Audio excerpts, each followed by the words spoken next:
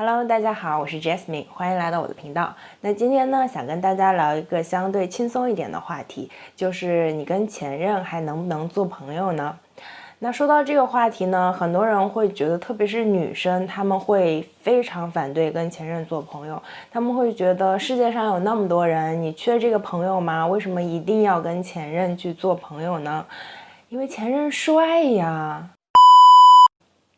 那很多女生呢会非常反对，就是说为什么世界上有这么多人，你非要去跟一个前任去当朋友呢？但可是很多男生他们会非常不拒绝这一点，我非常理解，因为在男人看来，一个女人一旦跟你发生过亲密的关系，然后他们就会觉得说，这个女生可能在未来的日子当中，只要是有一些交集，他们就随时能够和你发生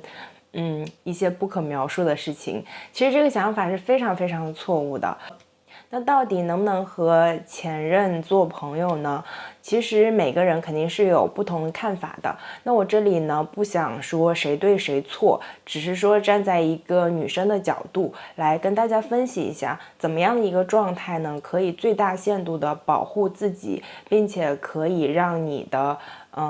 现在的伴侣更舒适一些。那这个话题呢，首先我想说的是，这个是分情况讨论的。首先，你的前任是不是你的前夫？如果是你的前夫，并且你们有共同的孩子的话，那不可能是以后都没有交集的。你们在很长的一段时间，或者说你们在这一生当中都一定是有交集，一定是有羁绊的。这也就是为什么说很多人离婚了，但是由于孩子啊各种原因，两个人在分开一段时间之后，然后这个远香近臭嘛，然后呢又通过一些这个两个人的相处，又觉得其实我们互相还是有感情的，然后又去复婚。那我们在这里呢就不讨论这个男生是不是前夫，如果我们只是讨论如果只是前男友的话，那能不能继续做朋友呢？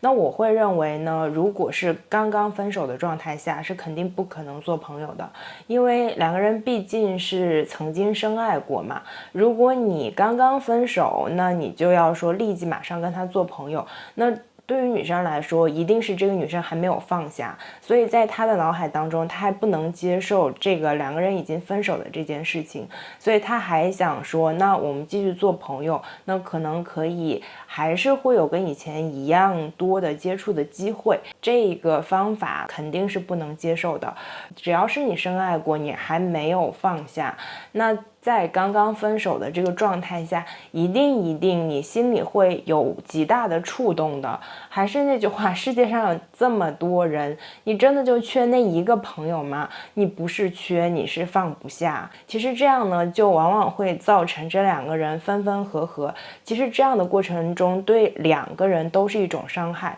并且我会觉得对女生在情感上的伤害会更大一些。然后这就是为什么很多女生她们会觉得，为什么说我跟前男友分手了，然后分手之后我们仿佛就变成，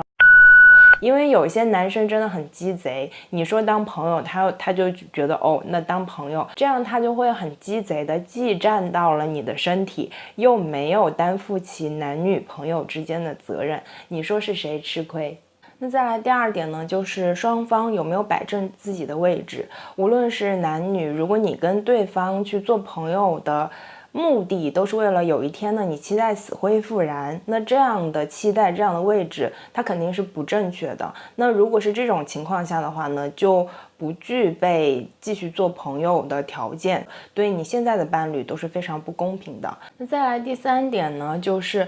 你们俩要成为怎么样程度的朋友？其实我觉得我们说的朋友啊，就是这个范畴是非常大的，可以是特别亲密的，就是夫妻这样的，然后像很亲密的闺蜜这个样子的，然后也可以是一般的朋友，偶尔可以出去吃个饭呐，唱个歌什么的。还有就是熟人的这种类型，就是平时不怎么说话，有事儿的时候稍微的联系一下。然后再来呢，就是认识的情况，那可能真的是几乎是不怎么联系了，只是大家都还是有一些交集，比如说在同一个工作群里，或者在同一同一个同学群里，那偶尔的话你会看到对方冒了个泡，那证明这个人还活着。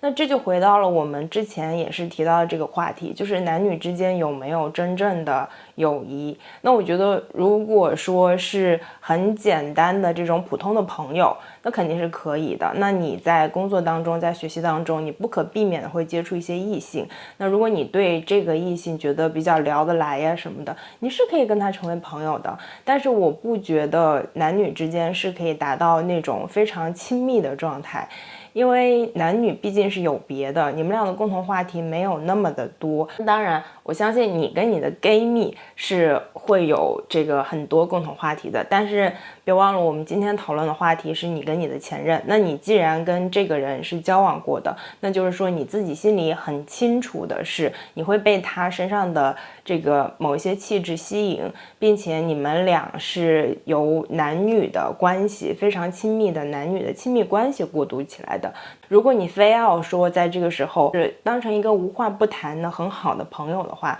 其实我觉得是不 OK 的，因为这个时候就很容易变成暧昧关系。那你们想一下，暧昧关系对谁会更不公平呢？那这个时候如果是远距离的话，其实还是 OK 的，因为这个男生也占不到你什么便宜。但如果是就在同一个城市的话，就是近距离，并且可能在工作上还有一些交集的话，那这个状况对于女生来说就比较危险了，所以我也是不建议的。所以总结一下我自己的观点